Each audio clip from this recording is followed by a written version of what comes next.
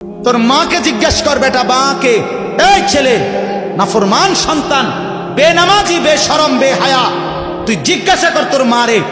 তোর মা কোনোদিন জানে না তোর চোখ কোন দিন লাগাইছে, নাক কোন দিন লাগাইছে।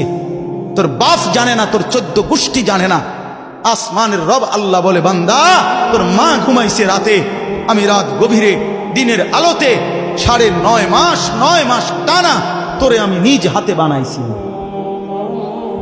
আমি বানাইছি বেঈমান, আমি বানাইছি, আমি বানাইছিলাম। আমি হাত লাগাইছি, আমি নাক লাগাইছি, আমি চোখ লাগাইছি, বিনিময়ে আমি বুঝি একটা সেজদা পাই না?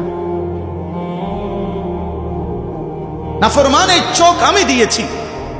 এই চোখে কত উলঙ্গ ছবি দেখলি, কত নাচ দেখলি, কত জিনা দেখলি, কত ব্যভিচার দেখলি, কত অশ্লীল দৃশ্য দেখলি বেঈমান। আল্লাহর কোরআন দেখলি না কেন?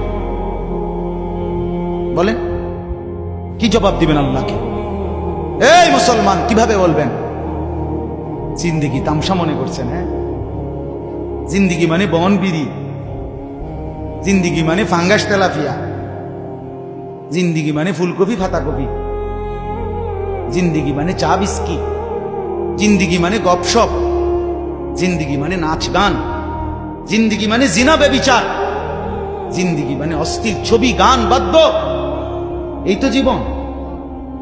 এ তো জানোয়ারের জীবন, এ তো হাইওয়ানের জীবন, এ তো কুত্তার জীবন। রাস্তার ওই কুকুরও তো বেটা খায়, ঘুমায়, পেশাব পায়খানা করে।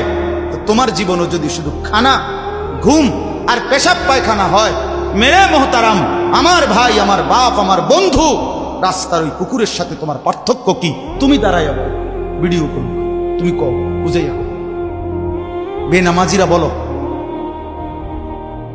বেহায়ারা বলো, ওই জানোয়ারের সাথে তফাৎ কি?